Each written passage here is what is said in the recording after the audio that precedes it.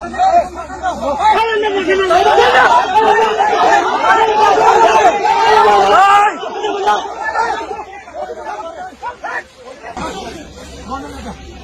का आगाज इंतहाई अफसोसनाक खबर और बोझल दिल के साथ करना पड़ रहा है। फेंसिंग करते टाइम बीएसएफ पर उस साइड में बैठे घुसपैठियों ने पत्थरबाजी शुरू कर दी और बिल्कुल बॉर्डर के नजदीक आ गए। तभी बीएसएफ ने एक्शन लिया और 4 गिद्धड़ों को तो मौके पर ही निपटा दिया, गोली मार दी। तो इंडिया आर्मी में जोश है, उनका जो एक अपना तिरंगा है वो अपनी भारत माँ कहते हैं, इंडिया जिंदाबाद, मतलब वो इस तरह के वर्ड, वो एक उनका अपना जोश आता है। कंगलू हैं वो अब पत्थरबाजी पे उतर आ चुके हैं। जी हाँ, ऐसे वीडियो सामने आए हैं, आप देख सकते हैं। ये वीडियो मल्टीपल लोकेशंस के वीडियो हैं, सिलीगुड़ी से लेके कूच बिहार का जो पूरा जो स्ट्रेच है। भारत सरकार का स्टैंड एकदम क्लियर और सख्त है।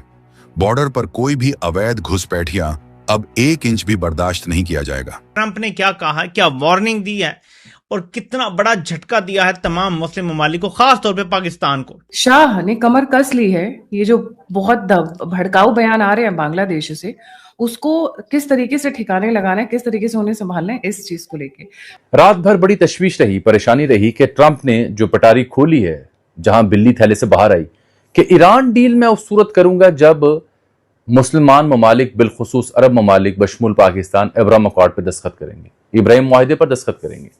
गायत्री जी, सबसे पहले तो ब्रेकिंग न्यूज ये है कि अमित शाह बांग्लादेश। गंभीर स्थिति पैदा हो गई है। एक वीडियो में साफ देखा जा सकता है कि कैसे सीमा सुरक्षा बल एक बांग्लादेशी को सीमा से बाहर फेंक रही है। कुछ बांग्लादेशी आगे आने की कोशिश कर रहे हैं, लेकिन एक जवान ने जब उन पर बंदूक तानी तो वह पीछे हट गए। दरअसल ये बांग्लादेशी बॉर्डर सिक्योरिटी फोर्स के जवानों को उकसा रहे थे और आगे आ रहे थे। कुछ खबरें ये भी आ रही हैं कि बॉर्डर सिक्योरिटी फोर्सेस ने घुसपैठ कर रहे 4 बांग्लादेशी जहन्नुम पहुंचा दिए हैं। इस वीडियो में साफ देखा जा सकता है कि एक बांग्लादेशी को सीमा से बाहर फेंका जा रहा है। पूरा विवाद जीरो लाइन पार करने वाले बांग्लादेशी नागरिकों को लेकर शुरू हुआ, जिसके बाद सीमा सुरक्षा बल और बॉर्डर गार्ड बांग्लादेश के जवान आमने सामने आ गए और दोनों के बीच तीखी झड़प हो गई। स्थिति उस समय अधिक तनावपूर्ण हो गई जब घटना स्थल पर भारी संख्या में बांग्लादेशी नागरिकों की भीड़ जमा हो गई और उन्होंने भारतीय सुरक्षा कर्मियों पर हमला करने की कोशिश की। उसके साथ साथ शाह ने कमर कस ली है। ये जो बहुत भड़काऊ बयान आ रहे हैं बांग्लादेश से, उसको किस तरीके से ठिकाने लगाना है, किस तरीके से उन्हें संभालना है, इस चीज को लेके Pankaj ji, very warm welcome on the show. Thank you Gayatri ji. Gayatri ji, सबसे पहले तो ब्रेकिंग न्यूज ये है कि अमित शाह बांग्लादेश से सटे बॉर्डर इलाकों को विजिट करने वाले हैं और वहां आपको पता है कि अभी सर्वे का काम चल रहा है। बहुत सारे लोग ये सोच रहे होंगे कि फेंसिंग का काम चल रहा है जिसकी वजह से ये सारी झड़पें हो रही है। फेंसिंग बाद में होगा, पहले वो ग्राउंड सर्वे हो रहा है और ग्राउंड सर्वे के कारण आप देख रहे होंगे जगह जगह से झड़प की खबर आ रही है। अभी 2 दिन पहले लालमुनीरहाट वाला जो बॉर्डर था, वहां पे आपने देखा हो कि ये लैंड सर्वे करने गए हैं, इंजीनियर्स गए हैं, उनके पीछे बीएसएफ के जवान खड़े हैं। तो जो बांग्लादेश बॉर्डर गार्ड्स हैं, उन्होंने ऑब्जेक्ट किया कि नहीं, आप नहीं कर सकते। पहले आराम से समझाते हैं बीएसएफ वाले कि भाई हम अपनी जमीन पे सर्वे कर रहे हैं और ये तो हम करेंगे। तो फिर उधर से वो कहते हैं कि नहीं, तुम नहीं कर सकते हो, ये वो करके फिर इन्होंने अपना वोल्ट चढ़ाया, AK-47 की मारेंगे और फिर भाग गया सब वहां से। उसके बाद फिर वो 3 बीघा गलियारा के पास भी यही हुआ। 3 बीघा गलियारा है, मैं आसान शब्द में बोल देता हूं कि वो एक ऐसा बांग्लादेश का लैंड है जो कि चारों तरफ से भारत से घिरा हुआ है। मतलब बांग्लादेशी भारत आ ही नहीं सकते, अपने जमीन पे वो नहीं जा सकते बिना इंडिया को क्रॉस किए हुए। तो उस वक्त क्या हुआ कि एक दरिया दिली दिखाते हुए भारत ने इंदिरा गांधी के समय ही 3 बीघा जमीन दे दिया, एक गलियारा टाइप का दे दिया भारत ने अपनी जमीन कि तुम आओ जाओ, और उसकी रखवाली भी भारत ही करता है। और हमने सोचा कि चलो अपना ही है, भाई है, छोटा भाई, तो कहा कि जाओ अपने देश में तुम जा सकते हो। और वहां 2.5-3 लाख की आबादी है जो कि भारत में चारों तरफ से घिरी हुई है।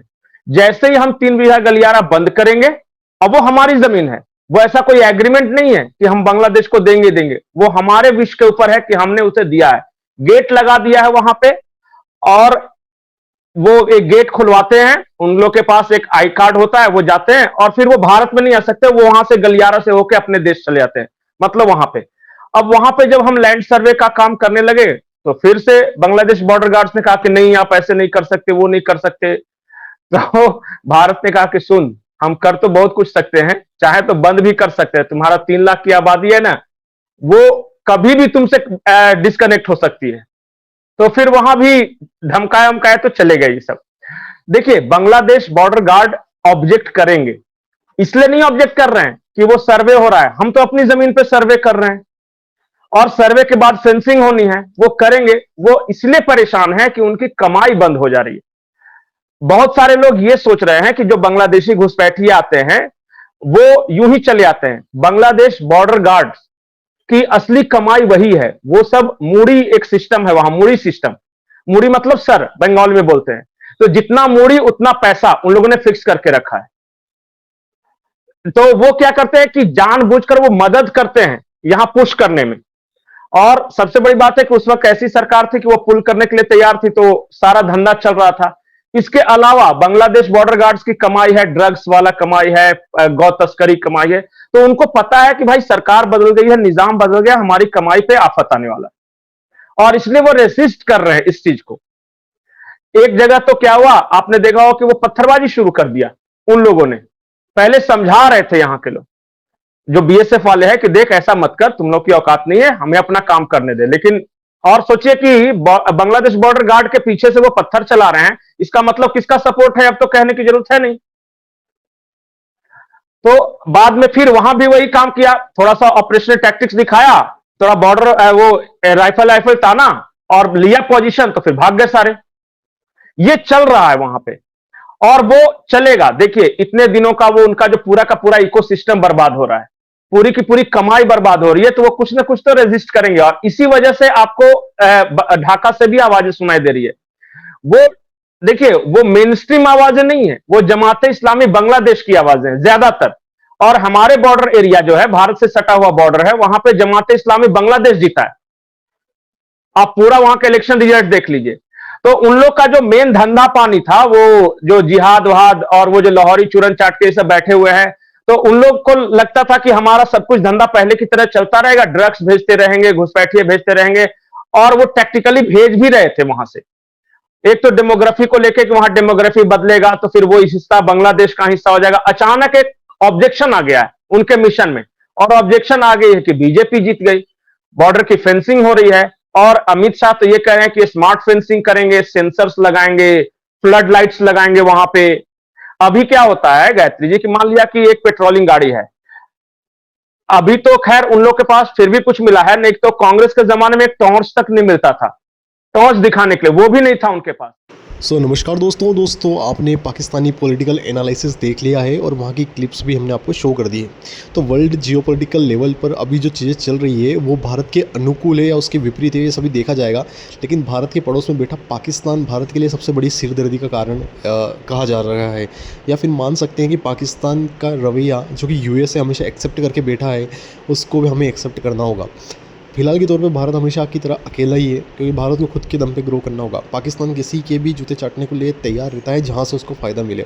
और डोनाल्ड ट्रंप की बात नहीं कर सकते, हम यूएसए की बात करते हैं। यूएसए की जो अजीबोगरीब पॉलिसी है कि इंडिया के साथ भी बना के रखें, पाकिस्तान के साथ भी बना के रखें, पाकिस्तानी टेररिस्ट नेशन है, उसके बावजूद भी पाकिस्तान को इतना ज़्यादा देता है और एक तरफ इंडिया के अंदर बिजनेस करता है।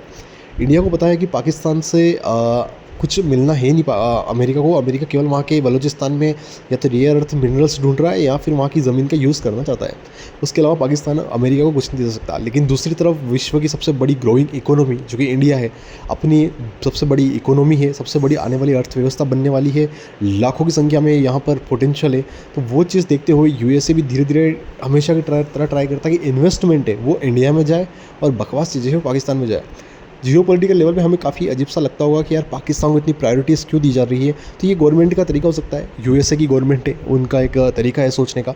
लेकिन इस पर हम इतना ज़्यादा डेवलपमेंट की बात कर नहीं सकते। लेकिन दूसरी तरफ देखा जाए तो इंडिया की एक न्यूट्रल पॉलिसी चल रही है। खैर, कई सारे देशों के साथ इंडिया ने काफ़ी टाई अप कर रखा है, हमारी फ्री ट्रेड एग्रीमेंट्स हो चुके हैं। यूएसए के साथ भी शायद डोनाल्ड ट्रंप के टेन्योर में नहीं भी हो, लेकिन शायद न्यू प्रेसिडेंट बनेगा तो इंडिया उनके साथ फ्री ट्रेड एग्रीमेंट कर लेगा। लेकिन दूसरी तरफ देखा जाए तो इंडिया के कई सारे दुश्मन हैं जैसे कि चाइना वगैरह हैं, तो इंडिया को हर तरफ देखकर अपनी जियोपॉलिटिकल मूव्स रखने होते हैं।